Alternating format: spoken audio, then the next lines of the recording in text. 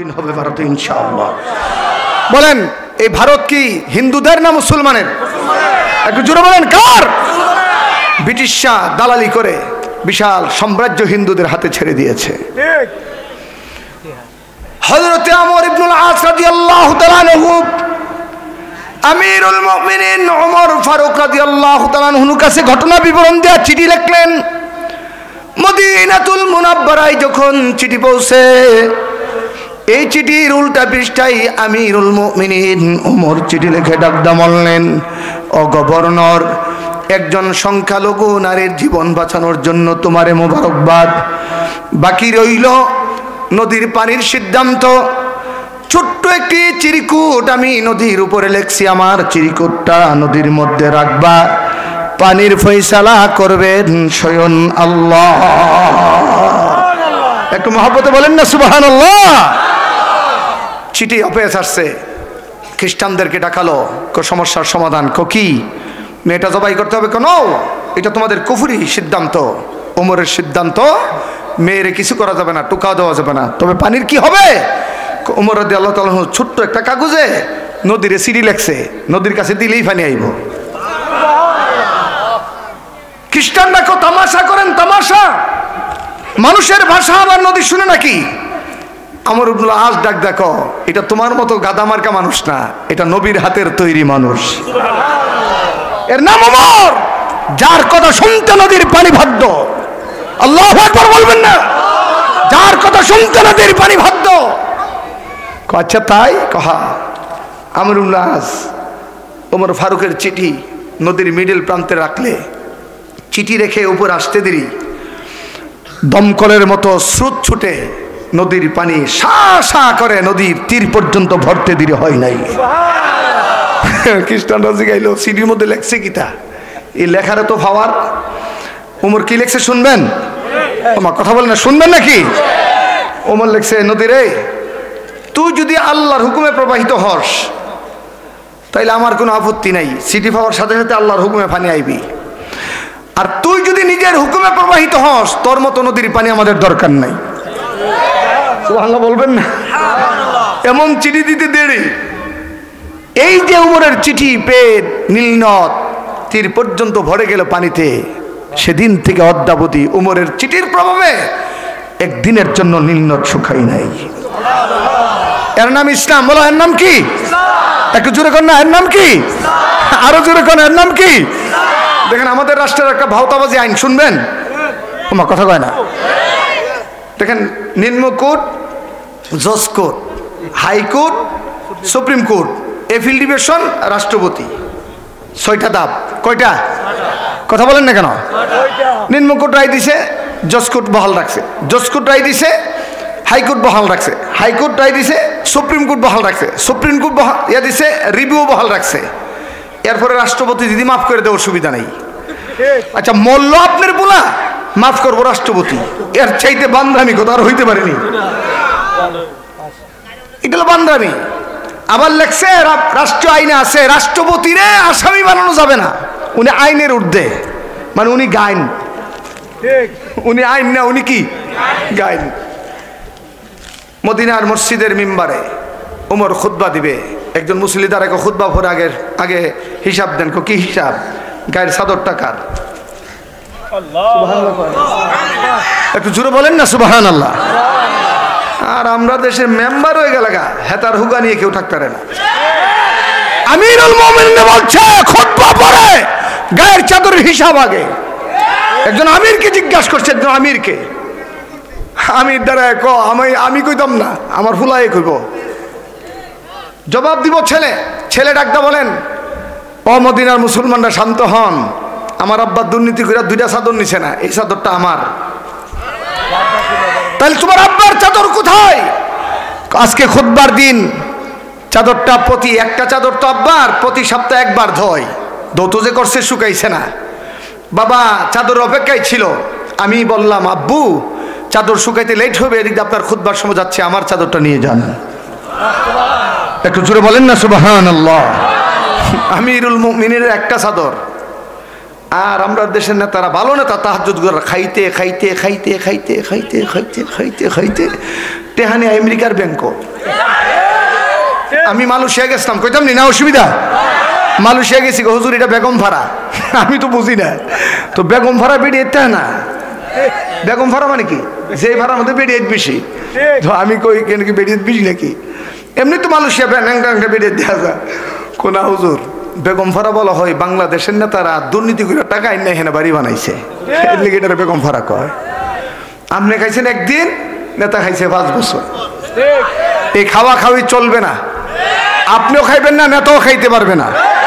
বলেন আমিও খাবো না, বলেন সবাই কন, বলেন আমিও খাবো না, নেতাকেও খাইতে দেওয়া হবে না। খাওয়ার রাজনীতি বাংলাদেশে চলবে না, বাংলাদেশে চলবে কোরআনের রাজনীতি। রাজি আছো তোমরা ইনশাআল্লাহ? কে কে হাত উঠে আল্লাহকে দেখাও। আল্লাহ হাতগুলা কোরআনের জন্য কবুল করো। একটু জোরে বলেন আমিন, আরো জোরে বলেন আমিন। এই সাম্রাজ্য কায়েম হবে তখন কোরআনের বিধান মানবে যখন। এটা আমাদের জন্য বদনসিব। পশ্চিমা গণতন্ত্র যেটা তৈরি হইল ইসলামকে প্রতিহত করার জন্য, এই গণতন্ত্রের মধ্যে আমরা ইসলাম খুঁজি। মানে এক বছর সাইদি সাহেব বলছিল, নাম শুনছেন তো ওনার নাকি? ওনাকে শহীদ করা হয়েছে। উনি মরে নাই, ওনাকে ষড়যন্ত্র করে মারা হয়েছে। আমি জামাত ইসলাম করি না, কিন্তু আমার কলিজার কথা, 1000 বছর একটা সাইদি পয়দা হয় না। তিনি কোরআনের তাফসীরের মাধ্যমে বাংলাদেশের মর্যাদাকে বিশ্বময় সমুন্নত করেছেন। শুধু ওয়াজের ময়দানে সত্য সত্য কথা বলতেন, দুর্নীতিদের মুখের উপরে সত্য কথা বলতেন, দিল্লির দাদাবাবুদের বিরুদ্ধে কথা বলতেন। এই জন্য 4000 নারীর দর্শনকারী মাজা বানায়া, বেল্লা রাজাকার বানায়া, ওনার প্রথমে ফাঁসি, পরে আমরণ জেল। আগের দিন কোরআনের পাখিটা কি হাসি দিল, ওমা কথা বলেন না ভাই। আমরা এই হাসির মধ্যে জান্নাতি হাসির একটা নমুনা দেখছিলাম। পরের দিন ডাক্তাররা বসে সলা পরামর্শ করতেছে, যে ভিডিও হইতেছে কই তারে না, কেমনে বিষ প্রয়োগ করে কোরআনের পাখিটাকে শহীদ করা হলো। এর বিচার আমরা বাংলাদেশে দেখতে চাই। মুফতি আমিনের মতো মর্দে মুজাহিদকে 21 মাস গৃহবন্দী রেখে ষড়যন্ত্রের মাধ্যমে শহীদ করা হয়েছে। উনি আবার দিল্লি বসে চট করে ঢুকে পড়বো বলেন। আমরাও সে আপনি আইয়েন, আপনার লোক হিসাব বাকি আছে। আরে ভাই কথা বলেন না কেন? হাসিনা পালাই না, পালাইলে রাষ্ট্রের একটা ফুটা মাটি ব্যবহার করতে পারে না। আমি আপনি চট করে আইয়েন, পট করে আমরা হিসাব নেব। কি হিসাব? 57 জন সেনা অফিসার হত্যার বিচার। এই যুবকরা কথা বলো ঠিক কিনা? 2013 সালে আলেমদেরকে শাপলা চত্বরে হত্যার বিচার, 21 সালে 20 জনকে হত্যার বিচার, এবং 2024 সালে হাজার হাজার ছাত্র হত্যার বিচার, আল্লামা সাঈদীর হত্যার বিচার আমরা তোমার কাছ থেকে আদায় করব। আরে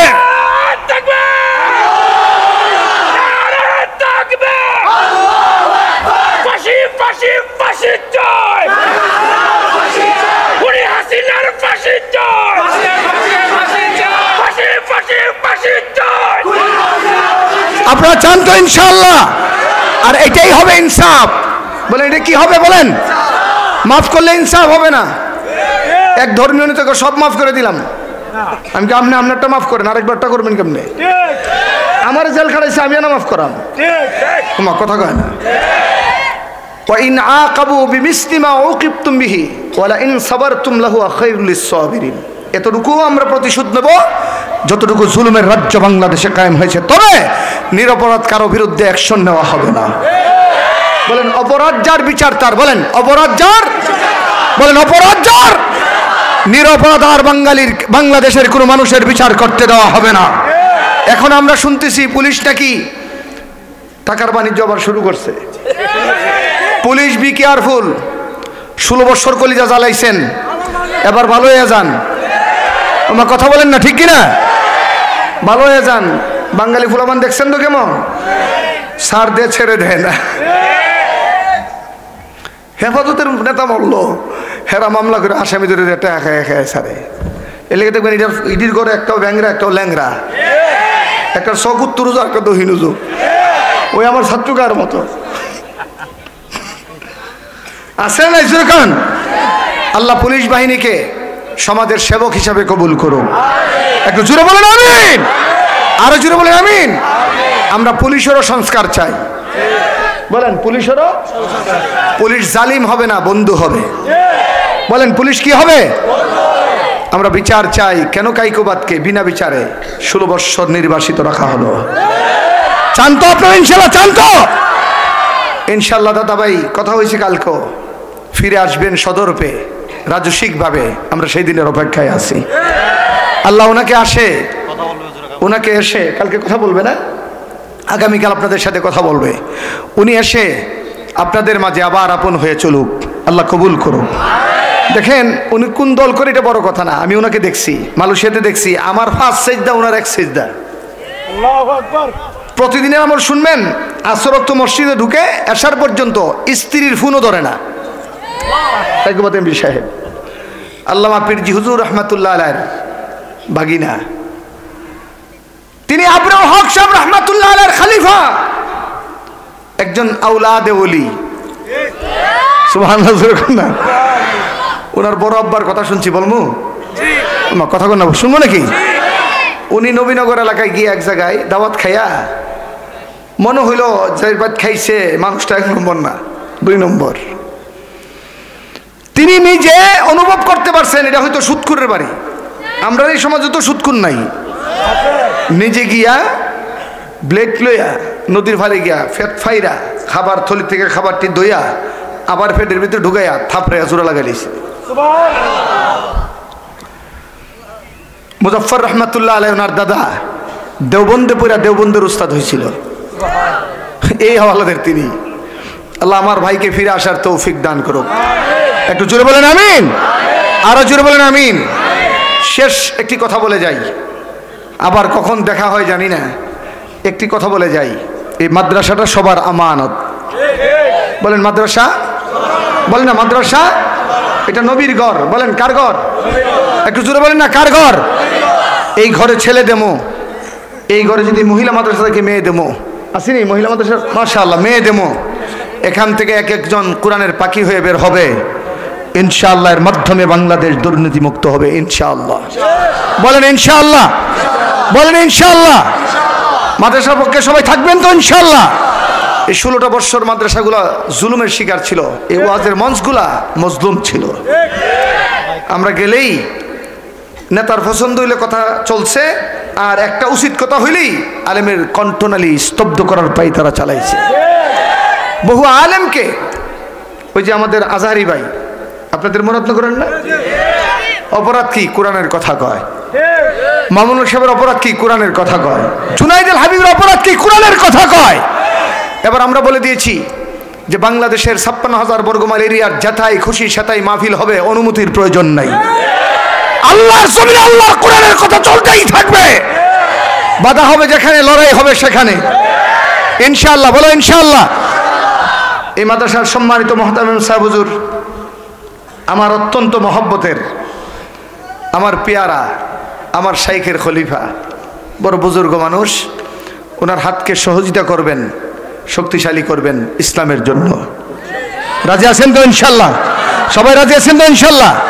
আল্লাহ তাআলা যেহেতু আগামীকাল আবার আপনাদের আসতে হবে, আমি 1 ঘন্টার মতো কথা বলছি ইনশাআল্লাহ। না, আগামীকাল আবার চলবে। আমি আবার এখান থেকে নাসিরনগর যাবো, ওই ফখরে বাঙ্গালের গ্রামে মাহফিল মামুসিলে। আমি অসুস্থ, আমার জন্য দোয়া করবেন। করবেন তো ইনশাআল্লাহ? ইনশাআল্লাহ দোয়া করবেন তো ইনশাআল্লাহ? ইনশাআল্লাহ বারবার দেখা হবে।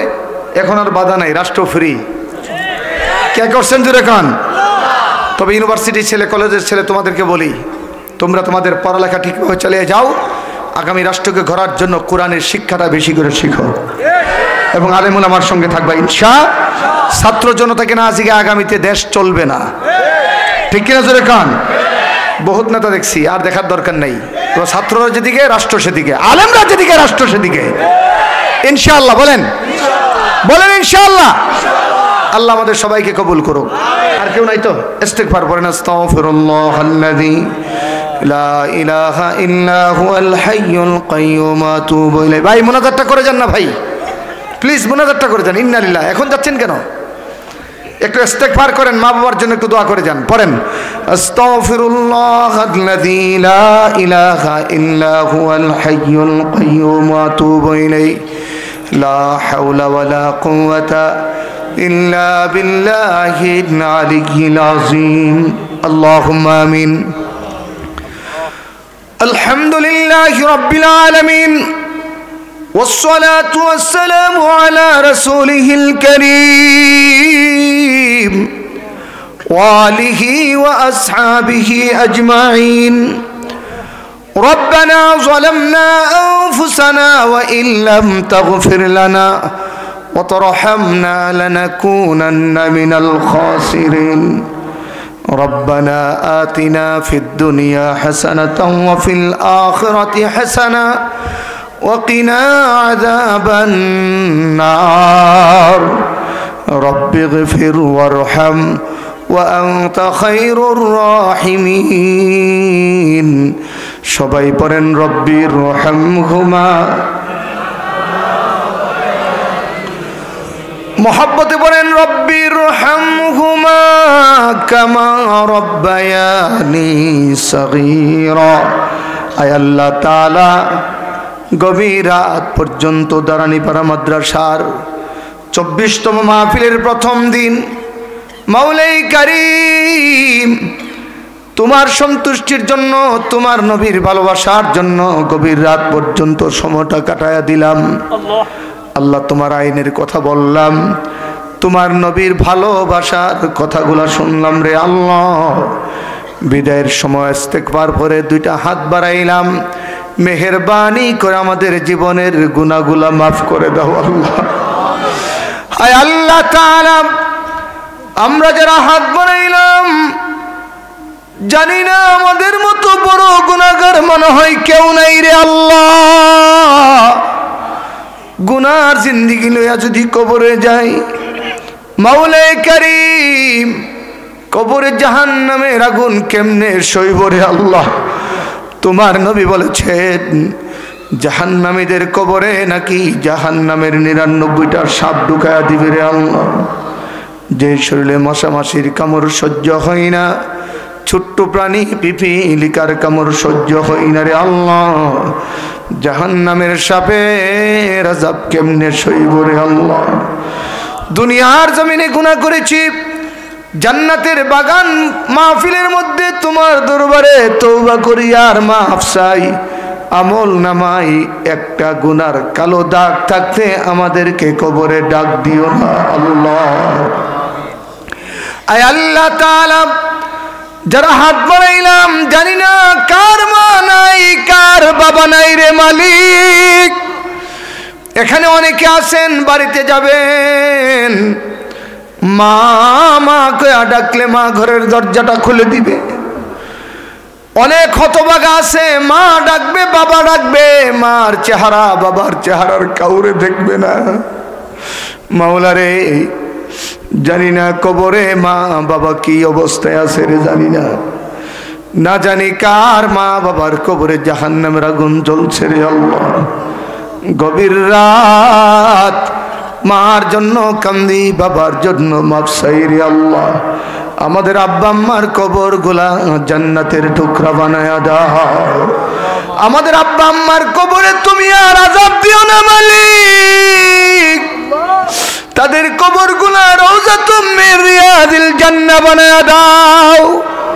আয় আল্লাহ তাআলা, এই এলাকার গুরুস্থানে तमाम बांग्लादेश तमाम पृथिवीर माटिर नीचे যত মুমিন মুমিনাত শুয়ে আছে সবাইরে মাফ করে দাও। আয় আল্লাহ তাআলা 2013 সালে শাপলা চত্বরে তোমার নবীর ইজ্জতের জন্য যে আলেমরা রক্ত দিছে মালিক, দৃশ্য বলতে পারি না, ভোলা যায় না।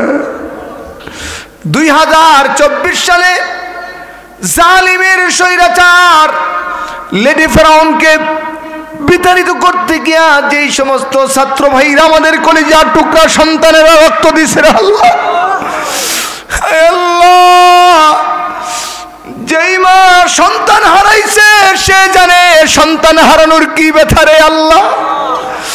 আয় আল্লাহ তাদেরকে শাহাদাতের মর্যাদা দাও, তাদের কবরগুলো জান্নাতের টুকরা বানায়া দিও আল্লাহ। আয় আল্লাহ তাআলা আল্লামা আহমদ শফি জুনাইদ বাবুনগরী, মুফতি আমিনী শেখুল হাদিস হাফিজ হুজুর পীরজি হুজুর, আল্লামা শামসুল হক ফরিদপুরি, ফখরে বাঙ্গাল ব্রাহ্মণবাড়িয়ার বড় হুজুর, মুফতি আজম নুরুল্লাহ আল্লাহ উজানির কারি ইব্রাহিম সাহেব, আয় আল্লাহ তাআলা বড়ুরার কোরবান আলী সাহেব, ময়মনসিংহের আতার আলী সাহেব, এইরকম যত যত বড় বড় বুজুর্গরা বাংলাদেশে শুয়ে আছে সবাইকে মাফ করে দাও আল্লাহ। তাদের কবরের দরজা দিন দিন বুলন্দ করে দাও আল্লাহ। আল্লাহ তাদের আদর্শ কলিজায় লালন করার তৌফিক দান করো আল্লাহ। কোরআনের পাখি আল্লামা সাইদির কবরকে তুমি জান্নাতের টুকরা বানায়া দাও। আয় আল্লাহ তাআলা এখানে যারা হাত বাড়াইছে কারা বন্ধন জানে অসুস্থ রে মালিক, অসুস্থ রোগী এগুলাকে শেফায়ে কামেলা আজেলা দান করো আল্লাহ। আল্লাহ রে আমাদের সন্তান যাদের বিদেশ থাকে দয়া করে মায়া করে তাদের হেফাজত করো আল্লাহ। চাকরি শেষে আপন জনের বুকে ফিরাইয়া দিও আল্লাহ। অভাব যাদের অভাব দূর করো মাওলা। যত মা বোনেরা আছে তাদেরকে বরদানিশীন বানাও, জাহেদা বানাও, মুমিনা বানাও। বেপর্দা নারী থেকে এই সমাজকে হেফাজত করো আল্লাহ। আয় আল্লাহ তাআলা যত যুবকরা আছে রে মালিক, প্রত্যেকটা যুবককে খালিদ বিন ওয়ালিদের মতো বানায় দাও আল্লাহ। আল্লাহ আল্লাহ আল্লাহ প্রত্যেকটা যুবককে হযরত ওমর ফারুকের মতো বানায় দাও, সাইয়েদনা আলীর মতো বানায় দাও আল্লাহ। যুবকরা আগামীতে ইসলাম প্রতিষ্ঠা করার তৌফিক দান করো। আয় আল্লাহ তাআলা প্রত্যেকটা মুরব্বী বাবাকে তুমি আমলওয়ালা বানায় দাও আল্লাহ। হায়াতে বরকত দিও আল্লাহ। অভাব যাদের অভাব দূর করো, ঋণগ্রস্ত যারা আছে ঋণ হইতে উদ্ধার করে দাও আল্লাহ। মাওলাই কারিম 1 বছর যাবত ইসরায়েলের ইহুদি কুত্তারা ফিলিস্তিনে বুম মাইরা মাইরা মুসলমান মারতেছে রে আল্লাহ। তুমি দয়া করে ফিলিস্তিনের মধ্যে মুজাহিদ হামাস ভাইদেরকে বিজয় দান করো আল্লাহ। ইসরায়েলি ইহুদি কুত্তা রাষ্ট্র অস্তিত্ব পৃথিবীর মানচিত্র থেকে দূর করে দাও আল্লাহ। আয় আল্লাহ তাআলা বিশেষ করে আমরা যারা হাত বাড়াইলাম আমাদের সবাইকে সোনার মক্কা মদিনা জিয়ারত নসিব করে দাও আল্লাহ। আল্লাহ একটা ঘুম তোমার কাছে ভিক্ষা চাই, যেই ঘুমের ঘরের স্বপ্নে তোমার নবীকে দেখব রে আল্লাহ। যারা হাত বাড়াইলাম নবী না দেখায়া কবরে ডাক দিও না আল্লাহ। সবাইকে নবী দেখার তৌফিক দান করো আল্লাহ। দাঁড়ানি পাড়া মাদ্রাসারে কবুল করো মালিক। দাউরে হাদিস পর্যন্ত উত্তীর্ণ করে দাও। তার জন্য যত জায়গা, যত আলেম, যত টাকা, যত ছাত্র, যত মানুষ দরকার তুমি গায়বী খাজানা থেকে ব্যবস্থা করে দাও আল্লাহ। আয় আল্লাহ তাআলা কিছুক্ষণ আগে মাওলানা নজির আহমদের হাতে অনেকে দান করছে মাওলা, এই দানগুলা তুমি কবুল করো আল্লাহ। আল্লাহ এই মাদ্রাসা তোমার হাতে আমানত করে দিলাম, তুমি জামিনদার হয়ে যাও। तमाम বাংলাদেশের প্রত্যেকটা মাদ্রাসাকে তুমি হেফাজত করো আল্লাহ। স্কুলে তুমি কোরআনের শিক্ষাকে ব্যবস্থা করে দাও আল্লাহ। আল্লাহ গতকাল ধর্ম উপদেষ্টা বলেছেন কোরআনের শিক্ষা কলেজে বাধ্যতামূলক করা হবে আল্লাহ। হ্যাঁ আল্লাহ আমরা এমন কলেজেই চাই যে কলেজ থেকে আমার ছেলেরা আমার মেয়েরা কোরআন শিখবে আল্লাহ, এই ব্যবস্থা করে দাও আল্লাহ। আল্লাহ সংখ্যালঘুদেরকে হেদায়েত দান করো আল্লাহ, তাদেরকে কলমাওয়ালা বানায়া দাও। আয় আল্লাহ, আয় আল্লাহ শাহজালালের তাহজিব তামাদ্দুন সেই আল্লাহু আকবরের চেতনা আমাদের কলিজায় দান করো আল্লাহ।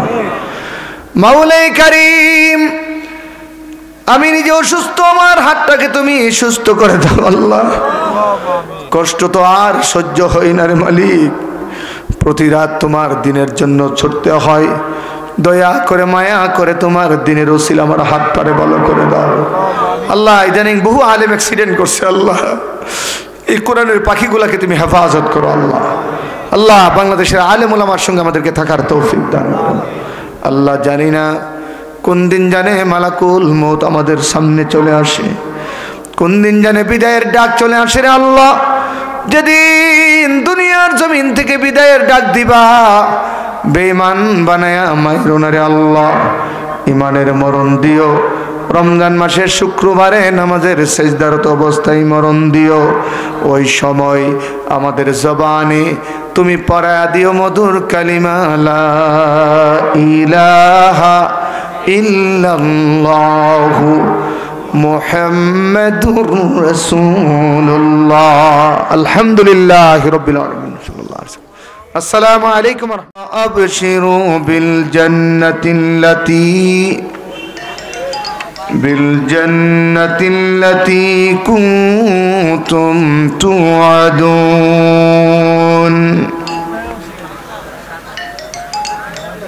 وقال النبي صلى الله عليه وسلم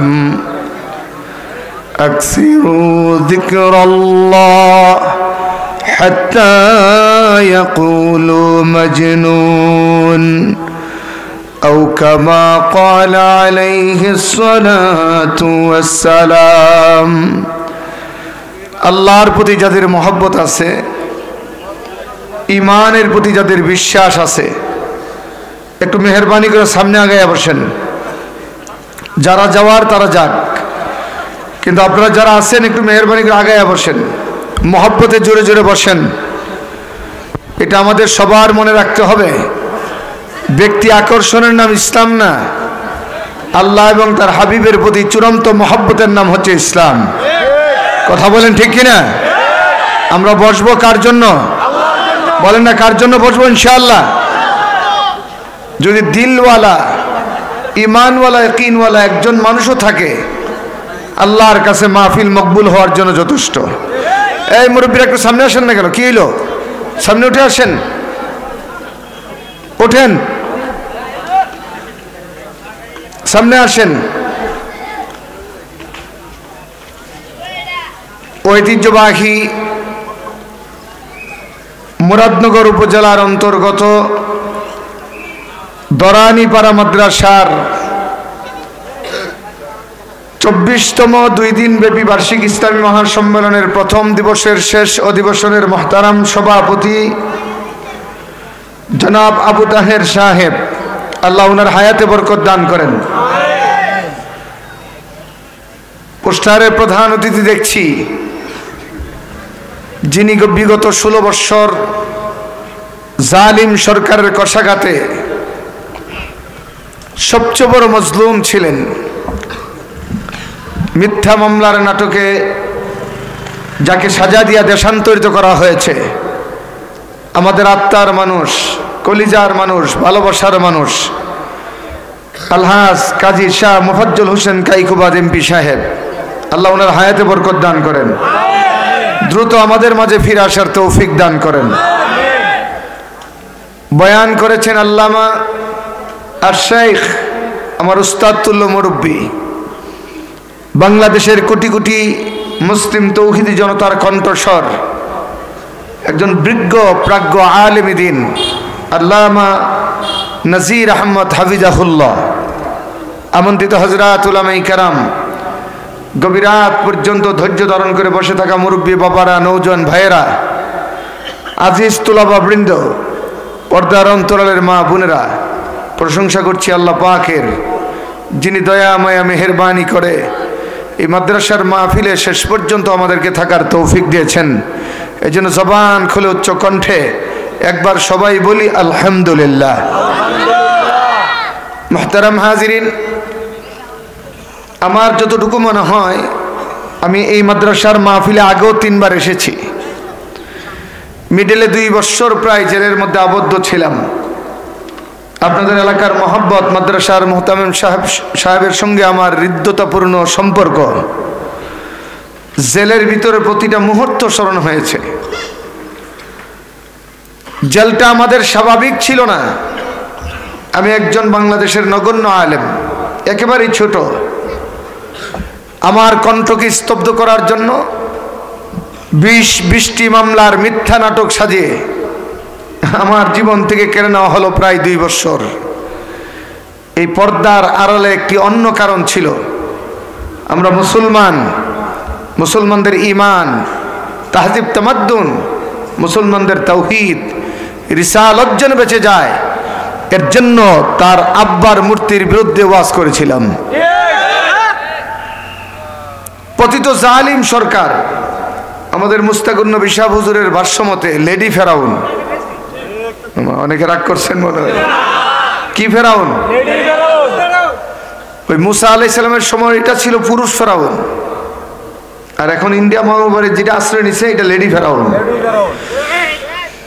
ওই ফেরাউন প্রকাশ্যে কাফের ছিল, আর এই ফেরাউন প্রকাশ্যে ছিল তাহাজ্জুদ গুজার। বুঝেন নাই? অন্তরে অনিষ্টতা, মুখে আত্মীয়তা, তার চেয়ে অধিক ভালো প্রকাশ্যে শত্রুতা। মুনাফিকের চাইতে কাফেররা ভালো তাহাজ্জুদ গুজারের নাটক সাজাইয়া। মদিনার সনদে রাষ্ট্র চালাবেন বলে এই দেশ থেকে ইসলামী তাহাজ্জুদ তামাদ্দুনের নূর উৎখাত করার ষড়যন্ত্র হয়েছিল 16 বছর। যারা এই দেশে ইসলামের পক্ষে কথা বলতো, আল্লাহর তাওহীদ, নবী পাকের রিসালাতের পক্ষে কথা বলতো, তাদের বিরুদ্ধে মামলা রেডি। গ্রেফতার হয়ে গিয়ে দেখে আমার যেদিন গ্রেফতার করছে, ফেনী থেকে ব্রাহ্মণবাড়ি আনা হয়েছে, তো পাশের রুমে আমি বসা, ওখানে পুলিশরা মিটিং করতেছে। স্যার হেরে কোন মামলায় দিতাম, তারে কোন মামলায় দেব? ওসি কইতেছে অসুবিধা নেই, মামলা তো আমাদের কাছে অভাব নাই, 2-4টা ঢুকাইয়া দাও। তার মানে মামলা রেডি আগে, গ্রেফতার পরে। এটা ছিল সাজানো সরকারের, স্বৈর সরকারের একটি চরিত্রের বহিঃপ্রকাশ। গ্রেফতার হলো আল্লামা জুনাইদ আল হাবিব, শেখুল হাদিস, ইবনে শেখুল হাদিস আল্লামা মামুনুল হক। গ্রেফতার হলো আপনাদের এলাকার সন্তান মুফতি সাখাওয়াত হোসেন রাজি। গ্রেফতার হলো মাওলানা আজিজুল হক ইসলামাবাদী। গ্রেফতার হলাম আমরা। অপরাধ ছিল, আমরা জ্বালাও পোড়াও করি নাই, বাসে আগুন দেই নাই, কোনো মানুষকে জীবনে কষ্ট দেয় নাই। আমাদের অপরাধ একটাই, বাবার মূর্তির বিরুদ্ধে তাওহীদের পক্ষে কথা বলেছিলাম। আমরা কইছিলাম আফা বানায়েন না, এটা বালা না, মূর্তি হইল কুফরের নিদর্শন। বলেন না ভাই, মূর্তি আর আমাদের অন্তরে আছে লা ইলাহা ইল্লাল্লাহ। এই যুবকরা বলো, আমাদের অন্তরে কি আছে? লা ইলাহা ইল্লাল্লাহ বলনেওয়ালা কখনো মূর্তির ট্র্যাডিশন মেনে নিতে পারে না। এটা বাবার নামে হোক আর জামাইয়ের নামে হোক, খুদ মুহাম্মদুর রাসূলুল্লাহর নামেও যদি মূর্তি হয়, ইসলাম বলে এটা ভেঙ্গে চুরমার করে দাও। কেন? ইসলামের সাথে মূর্তির কোনো সম্পর্ক নাই। তাও বুঝতাম যদি নিজের পকেটের পয়সা, ফ্যামিলির পয়সা খরচ করে বানাইতো। এদেশের মেহনতি মানুষের ঘামের কষ্টার্জিত টাকা, বেডের টাকা, হাজার হাজার কোটি টাকা খরচ করে আব্বার নামে রাস্তার মুচুর মুচুর মূর্তি বানাইতো। কালের বিবর্তনে বাংলাদেশ জায়গায় আছে, আব্বাও নাই, বেডিও নাই। আব্বা নাই মানে মূর্তি নাই। কথা বলেন, আছে? আমরা কইছিলাম এই সময় ভাল লাগছি না, এখন গলার মধ্যে মোটা মোটা রশি লাগায়া ফুলহান ক হই হই,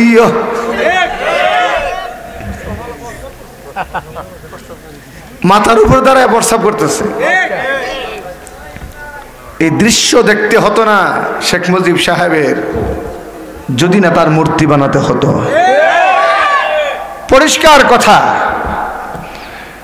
এদেশে চলে আসা হাজার বৎসরের সংস্কৃতি, ইসলামী সমাজ ব্যবস্থার উপরে যারাই আক্রমণ করবে তাদের বিরুদ্ধে আমাদের কণ্ঠের যুদ্ধ শুরু হবে।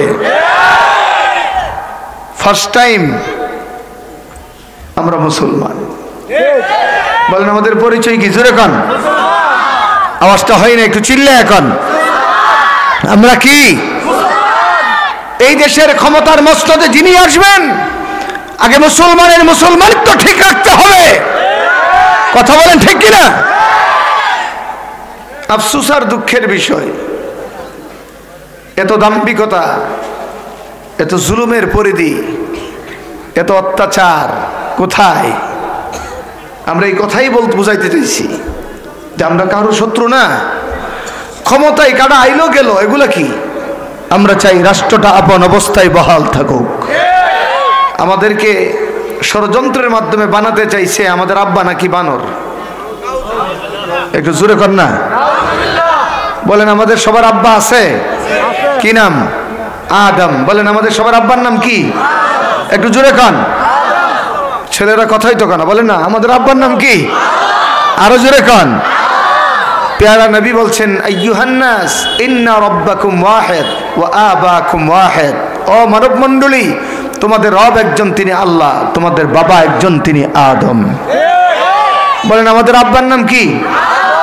শিক্ষা ব্যবস্থার মধ্যে 12টা বাজায় বিবর্তনবাদ নীতি এনে ডারউইনের থিওরি প্রচার করে মানুষ আদম থেকে না বানর থেকে এসেছে, এই ইতিহাস রচনা করতে চেয়েছিল বাংলাদেশে।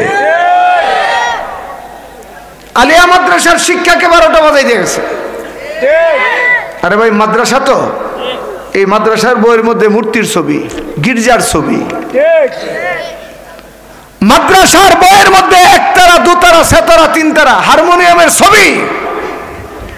এগুলা ছিল বাংলাদেশের সমাজ ব্যবস্থাকে নস্যাৎ করে দিল্লির দাদা বাবুদের প্ররোচনায় একটি রাম রামের সমাজ ব্যবস্থা কায়েম করার পাই তারা। কিন্তু লেডি ফেরাউন জানে না আল্লাহ ছাড় দেন, ছেড়ে দেন না। দেখেন, আমি আমার জীবনে বহু পরাজয় দেখছি। এরশাদ কাকু গেছে, দেশ ছাড়তে হয় নাই। খালেদা জিয়া গেছে, দেশ ছাড়তে হয় নাই। 96 to 2001 সালের হাসিনাও দেশ ছাড়তে হয় নাই। কিন্তু এবার হাসিনা দেশ ছাড়লো কেন? এদেশের মানুষের ভাগ্য নিয়ে চিনিমিনি খেলার ষড়যন্ত্র করা হয়েছিল। এদেশের জাতীয়তাবাদ আর ইসলামী মূল্যবোধের কণ্ঠকে স্তব্ধ করার পায়তারা চালানো হয়েছিল। আল্লাহ তাআলা যুবকদের মধ্যে ঈমানের এমন চেতনা জাগ্রত করেছেন যাদের রক্তের স্রোতে এই লেডি ফেরাউনের মসনদ ভেসে বঙ্গোপসাগরে নিমজ্জিত হয়েছে। আপনারা দেখছেন কিনা আমি জানি না। অবৈধ স্বরাষ্ট্রমন্ত্রীরে দেখাইতেছে একজন পুলিশ অফিসার, স্যার স্বরাষ্ট্রমন্ত্রীকে গুলি করো না, করি তো স্যার, একটা মরে আর বাকিটি আজ্ঞা। একটি ছেলে তার বুককে বুলেটের আঘাতে আঘাতে জাজটা করে দেওয়া হলো, তার সাথী ভাইরা ধরলো, চিকিৎসা করাবে। ছেলেরা বলল আমাকে ছেড়ে দাও ভাই, সামনে অগ্রসর হও, জালিমের পতন পর্যন্ত আন্দোলন চালাও, আমার চিন্তা তোমাদের করতে হবে না। এই চেতনা আল্লাহ ইউনিভার্সিটি কলেজের ছেলেদের অন্তরে জাগ্রত করেছে। এটা উলামায়ে কেরামের রক্ত আর চোখের পানির বদৌলতে। ষড়যন্ত্র থেমে নাই, এখনো দিল্লি থেকে ষড়যন্ত্র হচ্ছে আমার দেশের এই বিজয়কে প্রশ্নবিদ্ধ করার জন্য।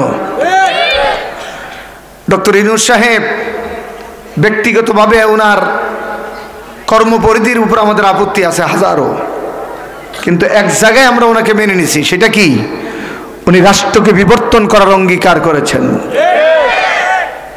আফসোস আর দুঃখের বিষয়, 3টা মাস হইল না, ফারুকির মতো ঘোষিত ট্রান্সজেন্ডার মতবাদের বিশ্বাসী একটি চলচ্চিত্রকার নির্মাতা তার উপদেষ্টা পরিষদে শপথ পড়ায়া এদেশের ছাত্র জনতার রক্তের সাথে গাদ্দারি করা হয়েছে। আমরা পরিষ্কার বলি, আমাদের নেতা বলে গেছেন মুফতি আমিনী রহমতুল্লাহ আলাই, এই রাষ্ট্র শুধু আলেম দিয়া চলবে না, শুধু মিস্টার দিয়া চলবে না, এই রাষ্ট্র চলবে মিস্টার আর আলেমের সমন্বিতভাবে। তাইলে আগামী রাষ্ট্র হবে ইসলামের। বলেন বলেন আগামী রাষ্ট্র কিসের হবে? বলেন সবাই আওয়াজ করে বলেন, আগামী রাষ্ট্র কিসের হবে? আগামীর বাংলাদেশের সংবিধান হবে কোরআন। আর এর জন্য যদি রক্ত দিতে হয় আমরা আবার রক্ত দেবো ইনশাআল্লাহ। রাজি আছো তোমরা? কারা কারা হাত তুলে আল্লাহকে দেখাও।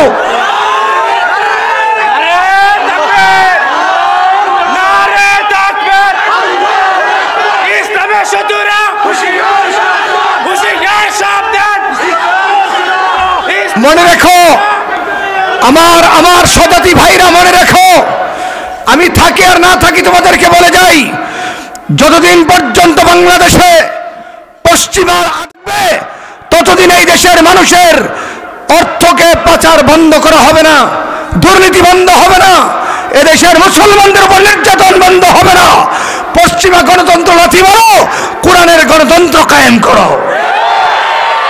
আমাদের বিধানদাতাকে আমার জোরে করে বলেন না, বলেন আমাদেরকে কে বানাইছে? যিনি বানাইছেন তার আইন, আলা লাহুল খালকু ওয়াল আমর। আল্লাহ বলে দিয়েছেন সৃষ্টি যার, আইন তার। বলেন বলেন সৃষ্টি যার, সবাই কোন সৃষ্টি যার। বলেন এবার আওয়াজ করে বলেন আমাদের মালিক কে? আমাদের খালেক কে? আমাদের স্রষ্টা কে? আচ্ছা, আল্লাহ বানায় এমনি ছেড়ে দিছে না আইন দিছে? কথা বলেন না কেন? আমরা প্রতারিত হচ্ছি ব্রিটিশ বিতাড়িত হওয়ার পর থেকে। আপনাদেরকে সিম্পল একটি ইতিহাস শোনাই, বলবো?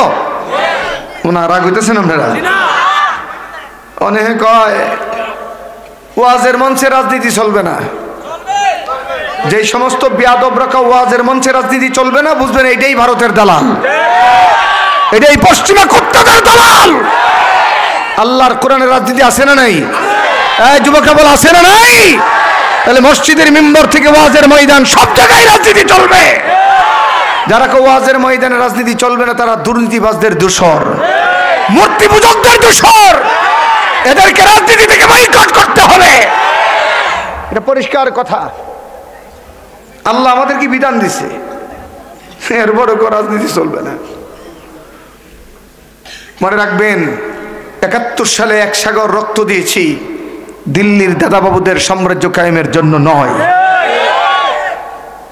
ব্রিটিশের পর থেকে আমাদের মুসলমানদের সাথে প্রতারণা করা শুরু হচ্ছে। যেমন দেখেন, ব্রিটিশরা যখন বিদায়ের চূড়ান্ত পর্যায়ে, এটা ইতিহাস বলছি আমি, মুরব্বীরা বলতে পারবেন যারা ব্রিটিশ দেখেছেন, বলা হইল ভারত খণ্ডিত হবে, একটি অংশ থাকবে মুসলমানের, এই অংশটা দুই ভাগ, একটা পশ্চিম একটা পূর্ব, নাম হবে পাকিস্তান। সত্য না মিথ্যা বলেন? সত্য। বলছে এই পূর্ব পশ্চিম পাকিস্তানের সংবিধান হবে কোরআন। এই কথার উপরে উলামায়ে কেরাম এবং তৌহিদি জনতা ডিভাইশনটা মেনে নিয়েছে। কিন্তু ক্ষমতা ভাগাভাগির পরে আমাদের দেশে একটা কথা কয়, যেমনে নাচাও তেমনে নাচি, ফুতুলের কি দোষ? কি খালেদা, কি হাসিনা, কি ইউনুস কাকু, চেয়ারটা বইলেই জানে কেমন হয়ে জায়গা। তাইলে চেয়ারটা পরিবর্তনের দরকার। সরমনের হিসাব কই, নেতা নয়, নীতির পরিবর্তনের দরকার। হ্যাঁ, আমাদেরকে ব্রিটিশ বিতরণের পর থেকেই এদেশের উলামায়ে কেরাম তৌহিদি জনতার সঙ্গে রাজনৈতিক নেতারা গাদ্দারি আর দালালি করে আসতেছে। কোরআনকে সংবিধান বানানোর পরিবর্তে এই পশ্চিম পাকিস্তান, পূর্ব পাকিস্তান আনা হলো পশ্চিমা গণতন্ত্র, যা সরাসরি ইসলামের বিরোধী। গণতন্ত্রের মূল অ্যাপ্রোচটা হচ্ছে of the people, by the people, for the people. গণতন্ত্রের মূল কথা হচ্ছে জনগণ সকল ক্ষমতার উৎস, আর ইসলামী তন্ত্রের মূল কথা হচ্ছে ওয়ালিল্লাহি মুলকুস সামাওয়াতি ওয়াল আরদ, আসমান আর জমিনের মুলকিয়ত হচ্ছে একমাত্র আল্লাহ পাকের। বলেন জনগণ সকল ক্ষমতার উৎস না আল্লাহ? একটু জোরে কয় না? জনগণ কত বড় ক্ষমতার উৎস, দুইবার ভাতলা ভাগে নলি বুঝুন যায়। কথাটা বুঝেন নাই? একবার পাতলা পায়খানা এসে মাথা ঘোরায়, দ্বিতীয়বার শরীর ডিস্টেজ, তৃতীয়বার শোয়ার আগেই স্যালাইন ইনফেকশন করার লাগে। জনগণ সকল ক্ষমতার উৎস হতে পারে না, সকল ক্ষমতার উৎস তিনি, জনগণকে পয়দা করেছেন তিনি। এবার কান, আমাদেরকে কে বানাইছে? এই প্রথম কথাটাই তো কুফরি কথা। বলেন গণতন্ত্রের প্রথম কথাটা কি? বলেন না ভাই, বলেন গণতন্ত্রের প্রথম কথা কি? কুফরি কথা, কুফরি প্রথা একটি মুসলিম রাষ্ট্রে চলতে পারে না। বলেন কথা ঠিক কিনা বলেন না? যদি আল্লাহর বিধানের রাষ্ট্র কায়েম হয়, এদেশে চুরি বন্ধ হবে। চেয়ারম্যানরা কোনোদিন এতিমের গম মারতো না। আমরা আনসারি সাহুদের একটা গল্প কইতাম নি? না, আওয়াজের লক্ষণ বলা না। আইনা বয়সে 11-18 সময় ওয়াজ করম না, আপনারা ঘুম ভাঙ্গান। এক মেম্বারের কাছে এতিমের কিছু মাল আইছে, এতিমের কিছু মাল আইছে। এই চেয়ারম্যানে তার সেক্রেটারি কর সবগুলা মাল আমার গোডাউনে নেই। কো স্যার সবজি খাই নেবেন, এগুলা না এতিমের, কিছু রেখা দেন না। কো তুই আমার চিনছি? কো চিনি। আমার নাম কি? তা কো অমুক চেয়ারম্যান। আমার আব্বা জীবিত না মৃত? কো মৃত। কো তোমার আব্বা মৃত, আমি এতিম না রে।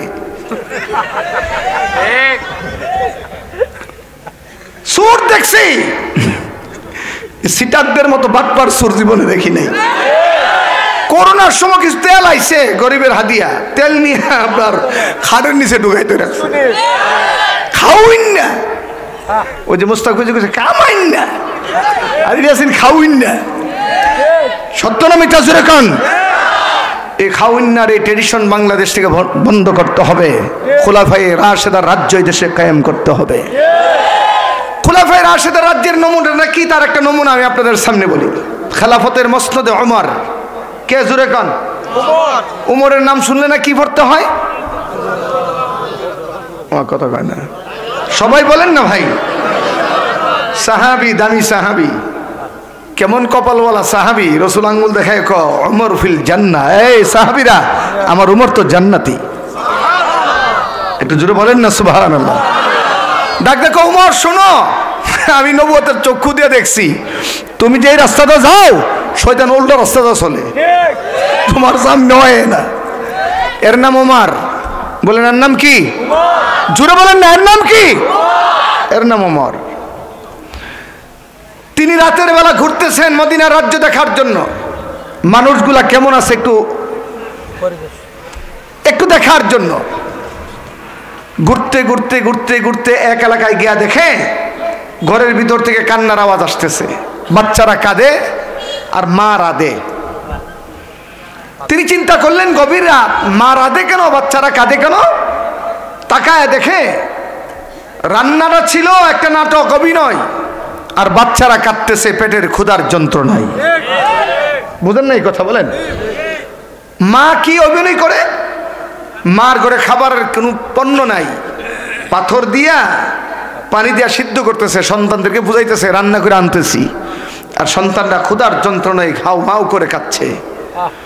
ওমর দরজা নাড়লেন, ইফতাহ বাবান, দরজা খোলো। বুড়ি দরজা খুললেন। জিজ্ঞাসা করা হলো, রান্নার নামে তামাশা কেন? সমস্যাটা কি?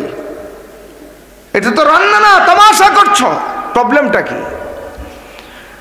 বুড়ি চোখের পানি ছেড়ে দিয়ে ডাকদা বলেন, কে কে তুমি? কোথায় তোমার বাড়ি? কোথায় তোমার ঘর? তোমারে চিনি না। আমার তো অভিনয় করা ছাড়া আর কোনো পুঁজি নাই। আমার সন্তানগুলা কয়েকদিন যাবৎ খাবারের দেখা পায় না। আমি মার সামনে খাবারের যন্ত্রণায়, ক্ষুধার যন্ত্রণায় কাঁদে। সন্তানগুলাকে এতটুকুন খাবার দিয়া সান্ত্বনা দেব, এতটুকুন খাবার আমার ঘরে নাই। এই জন্য রান্নার অভিনয় করছি, লেন্ডি করছি। সন্তানগুলা কেঁদে কেঁদে ঘুমাবে, তারপরে আমি মা ঘুমাবো। মহিলার কথা শুনে সাইয়েদনা ওমরের চোখ দিয়ে পানি ঝরঝর করে পড়া শুরু হয়ে যায়। ডাকদা বলে, মা একটু অপেক্ষা করো, আমাকে একটু আসার সময় সুযোগ দান করো। মদিনার স্টেটে তিনি চলে গেলেন। খাদ্য গোডাউনের ভিতরে ঢুকে খাদ্য গোডাউনের দারোয়ানকে ডাকতে বললেন, ও দারোয়ান, খাদ্য গোডাউনের একটা আটার বস্তা আমার মাথায় উঠায় দাও। আমিরুল মুমিনিন, প্রেসিডেন্ট, স্টেট অফ ইসলামের আমির, যার আঙ্গুলের ইশারায় গোটা পৃথিবীর অর্ধেকটা পৃথিবী উঠে আর বসে, তিনি একজন বৃদ্ধা মায়ের সন্তানদের ক্ষুধা নিবারণের জন্য আটার বস্তা নিজের মাথায় লয়। এর নাম ইসলামী শাসন, এর নাম ইসলাম। দোষ শুধু নৌকার না, দোষ তোমাদেরও আছে। নির্বাচনের আগের রাত 500 টাকার নোট দেখলে জিব্রার পানি ধরে রাখতে পারো না। কথা কইলেও ঠিক, না কইলেও ঠিক, এটাই বাস্তব দেখছি। জানেন না তো বাটপার বেডিয়ে তুলে বিদেশি করে এরপরে হাতারে ভোট দে কেন? টাকা একদিন খাও, নেতার টাকা, নেতা খাও 5 বছর। অন সালাক তোমরা না, নেতা ভালো করে বুঝা কও। তুমি খাও 1 রাত, নেতা খাও 5 বছর। খাইতে খাইতে পটকা মাছের মতো পেট ফুলাই দে। দোষী তুমি, তোমার রায়, তুমি ইমানওয়ালা, তোমার রায় কেন টাকায় বিক্রি হবে? তোমার রায় হবে অমূল্য দণ্ডত্ব। তোমার রায় যাবে কোরআনের পক্ষে, আলেমদের পক্ষে। তোমার রায় যাবে ইসলামের পক্ষে। এতটুকু সেন্টিমেন্ট তুমি তৈরি করতে পারো নাই, তুমি কিসের কলমাওয়ালা? তুমি বাউতাবাজ, তুমি ধোঁকাবাজ।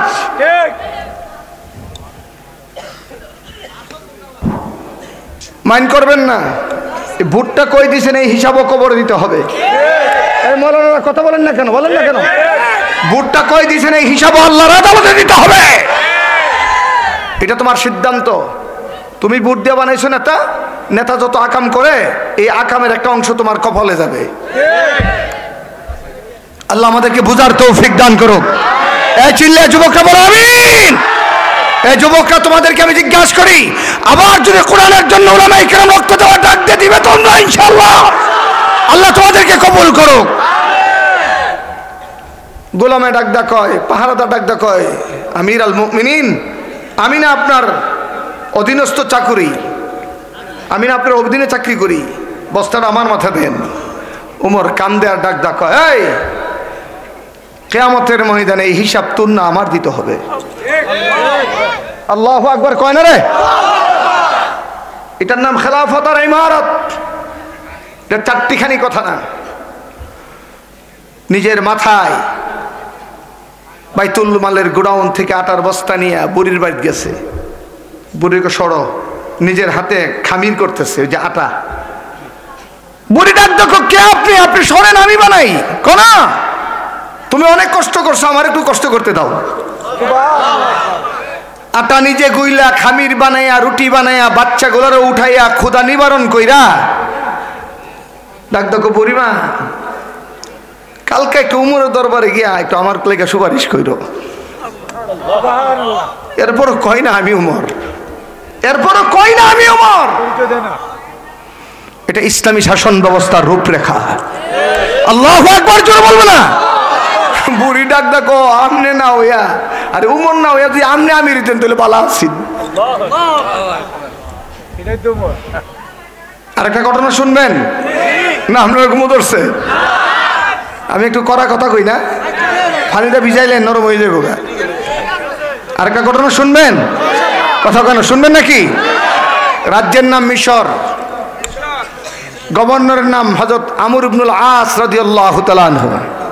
দামি গভর্নর, নবীর কলিজার টুকরা সাহাবী। উনি যখন মিশরের গভর্নর হইলেন, তাকায় দেখে মিশরের মানুষরা খ্রিস্টানদের সাম্রাজ্য ওখানে বেশি ছিল। খ্রিস্টানরা বিশাল বড় রথযাত্রা করে। রথযাত্রা চিনেন তো? এই হিন্দুরা যে মূর্তি ভাঙ্গার সময় যে যাত্রাটা করে এটার নাম রথযাত্রা। খ্রিস্টানরা এরকম রথযাত্রা করে। এই রথযাত্রা আবার আমাদের মুসলমান ভান্ডারীরা শুরু করছে। কথা কেন বলেন না? এই রথযাত্রাটা বাইর করে রবিউল আউয়াল মাসে। এগুলো আপনাদের এলাকায় নেই, আমার এলাকায় আছে, এই জন্য বলতেছি আর কি। তাকায় দেখে একজন সুন্দরী সুরুষী তরুণী যুবতী, মিশরের মেয়ে তো, মিশর তো এমনি সুন্দর, আর সুন্দর উপর সুন্দর।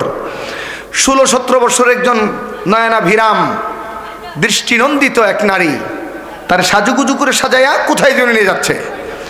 গভর্নর রথযাত্রার সামনে দাঁড়ায় বলেন, স্টপ, পরিচয় দাও, তোমরা কারা, মেয়েটা কারা।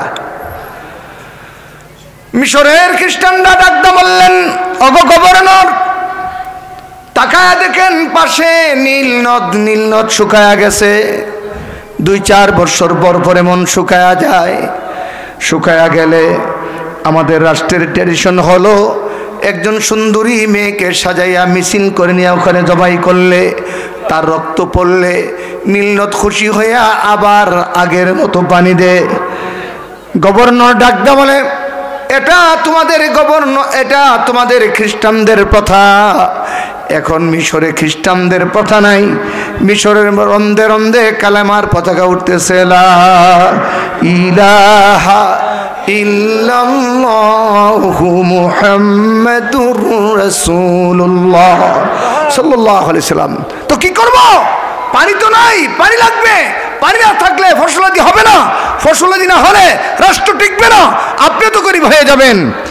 আমির আল মুমিনিনের কাছে গভর্নর বললেন, একটু সময় দাও, একটা চিঠি মদিনায় পাঠাবো, জবাব আসার আগ পর্যন্ত এই রথযাত্রা বন্ধ করতে হবে। আচ্ছা, মেয়েটা নিচে এই যে মিছিল করতেছে, এরা মুসলমান না খ্রিস্টান? আচ্ছা, খ্রিস্টান মরলে কি বাঁচলে কি? ইসলাম বলে ইসলামী রাষ্ট্রে মুসলমানরা যেমন নিরাপদ, বিজাতিরাও নিরাপদ। এটা ইসলামের রৌনক, এটা ইসলামের সৌন্দর্য।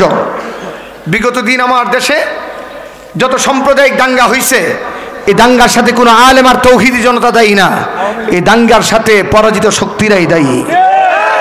এরা ঘটনা ঘটাইয়া উদুর পিন্ডি বুদুরগারে চাপাইয়া আলেম আমাদেরকে ভাসানোর জন্য বিশ্বের মঞ্চে আলেমদেরকে সন্ত্রাসী বানানোর জন্য চক্রান্ত করেছিল। আমার ছোট ভাই নাইম আছে মাওলানা, ওই যে নাসিরনগরে মন্দির বেঙ্গালিসিন, মনে আছে নি? আরেকটা ঘটনা কম কইতাম নি? ছেলেরা ঠিক আছে তো, সজাগ তো ইনশাল্লাহ? ইকবাল্লা, ওই একবাল্লা কারা চিনচিননি আপনারা? ওই যে গত 3 বছর আগে কুমিল্লাতে মন্দিরে একটা কোরআন রাখছিল না? তোমার কথা কয় না, মনে আছে নি? এই ঘটনা মিছিল চিননি, পুলিশগুলো গিরা মুসলমান মারছিনি, কিন্তু আসল ঘটনা কেউ জানে না, আমি জানি। আপনি জানেন কেমনে? এই আসামি আমার লোকে জেলে আছেন, যেটারে ধরে আনছে এটা গাঁজাখুর, এটারে বাপের নাম করলে মার নাম কর, নরমাল। তারে আনি আমার রুমে ঢুকাইছে, গলাটা খুব সুন্দর, বাউল্লা টান মারে। তা আমি জিজ্ঞাসলাম, একবাল বাড়ি কোথায়? কাছে প্রথম রাত। ভাই কসলা বলতে পারবো না কি মামলা এসলো, কত কথা জানি না। তো জেলখানায় যারা আমার সাথে প্রথম পরিচয় হইতো তারা আমি খাওয়াইতাম বেশি বেশি, বিভিন্ন হাদিয়া আমার কাছে আসতো। তার 2-4 দিন খেদমতের পরে, 3য় দিনের পরে, 4 দিনের পরে সে আমার সঙ্গে কথা বলছে, হুজুর আপনার খেদমত দেখে আমি একদম স্তম্ভিত হয়ে গেছি, আপনি একজন আলেম মানুষ, আমার মতো গাঁজাখুরে আপনি খেদমত করেন। আমি ওই ইকবাল কুমিল্লার মন্দিরের নাটকে আমারে বলির ফাটা বানাইছে। আমি কই ঘটনা কি হয়েছে? হুজুর আল্লাহর দোয়াই লাগে, ওর কাছে কয়েন না, তাহলে আমার আবার মারবো। তারে কি করছে জানেন? দৈরাইন না, কক্সবাজারে দৈরাইন না, কাজ ভাঙ্গা রাস্তার উপরে হাঁটাইছে, সমস্ত শরীর সুলুমে সুলুমে নির্যাতন করে তারে জর্জরিত করছে আঘাতে আঘাতে। বলল, হুজুর এই মন্দিরের ফাঁসে আমি ঘুরি, আমি টুকাই, গাঁজা খাই, একটু জুতা চুরি করি, গাছের ডাব চুরি করি, পেঁপে চুরি করি, পারলে মাঝে মাঝে মানুষের পহড়ো আঙ্গুল ঢুকাই। বুঝছেননি কোন কোয়ালিটির? এইটা দিয়ে যা ভাই বাসার দেই না, সিদ্ধিটা নেই। একদিন টানলে 2-4 দিন বেউসে পড়ে থাকি, আবার 4th নম্বর দিন আবার চুরি শুরু করি। যেদিন পূজা যুবলীগের নেতা আমার এ ধরছে, 500 টাকা 1000 টাকা নোট দিয়ে দেখছো? দেখছি। এটা ফাইবি। তখন আমি গাঁজা টাই না, অ্যাবনর্মাল, চোখটি লাল লাল হয়ে দিছে। গাঁজা বুঝেন তো, খাইলে তাল গাছের উপরে বাজার দেখে, এগুলো বেশি বন্ধদের মাজারে চলে। কথা কোনা ঠিক কিনা ধরে কেউ? আবার কেউ গাঁজা খায়, নাম দে খাজা, এমন ভণ্ড বাংলাদেশে আছে। এই আপনাদের এই কোনারে বাড়ি মঈনুদ্দিন, হেতে গাঁজা খাওয়ার ফতোয়া দিছে, 2.2% গাঁজা খাওয়া যায়। ফাবিয়া ইয়া আলাই রব্বিকুম আতুকাজিবান। ফিডা ছাড়া কোনো কথা আছে? এই যুবকরা কথা বলে না কেন? ভণ্ডদেরকে পাইবার পায়ের স্যান্ডেল মারবা তাদের কপালে, কারণ এরা ধর্ম চূড়া। আমার 1000 টাকা 500 টাকা নোট দেখাইয়া কি জানে কইছে হুজুর আমি কি ধরছি কি না রাখছি নিজে কই জানি না। এরা নাটক সাজাইলো, কারণ জানে এই মন্দিরে কোরআন দিলে মুসলমানদের কলিজা আঘাত আসবে, মুসলমানরা রাস্তায় আসবে, গুলুকিরা মাইরা দিল্লির মুদি দাদারে বুঝাইব, দাদা দেখছেন নি মূর্তির লেগা মুসলমান মারি, এরপর আপনারা নারাজ করি না। এই তামাশার রাজ্য চলেছে 14 বছর। ভারতের প্ররোচনায় রয়ের সুল এজেন্টের মাধ্যমে এদেশের মুসলিম সমাজ ব্যবস্থা ভেঙে রাম রামের রাজ্য কায়েম করার পায়তারা চালানো হয়েছিল। আমরা পরিষ্কার বলে দেই, ভারত বুঝি না, আমেরিকা বুঝি না, যারা শাহজালাল রহমাতুল্লাহ আলাইহি তাকবীরের জয়ধ্বনি আল্লাহু আকবারের স্মৃতি মুছে রাম রামের রাজ্য কায়েম করতে চায়, তাদের স্থান বাংলাদেশে হবে না।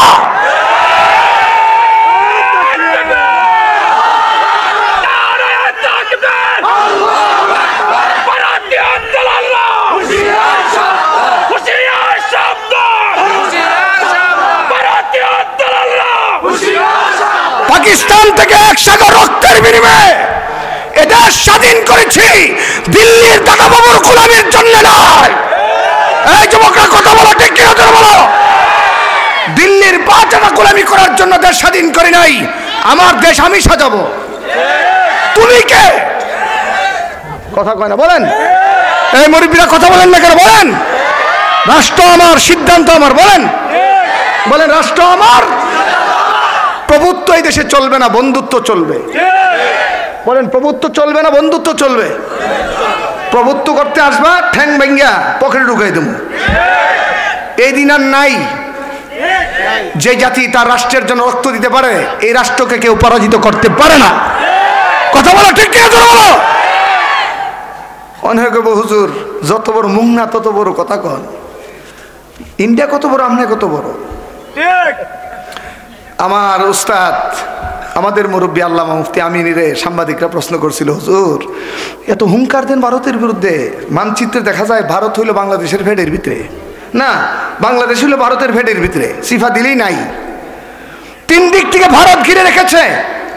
দক্ষিণ দিকে বঙ্গোপসাগর, হয়তো সমুদ্র ফুরা মরবেন, নতুবা ভারত গিয়ে আশ্রয় নিতে হবে।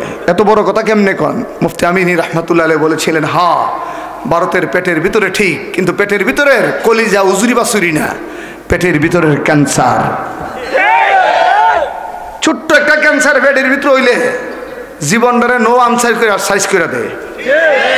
ঠিক দিল্লির সাম্রাজ্যের মতো আমার রাষ্ট্রের সাম্রাজ্যের পরিধি এত বড় না, কিন্তু তোমাদের মুখে হলো রাম রাম, আমাদের মুখে আল্লাহু আকবার। বলেন আমাদের মুখে কি? জোরে কান সবাই বলেন, আমাদের মুখে কি? এই আল্লাহু আকবারের আওয়াজ পাওয়ার এত বেশি, ভারত টুকরা টুকরা হয়ে যাবে, বাংলাদেশের কিছুই হবে না ইনশাআল্লাহ। মণিপুরে আগুন লাগছে, মণিপুর স্বাধীনতার সংগ্রাম শুরু হয়ে গেছে।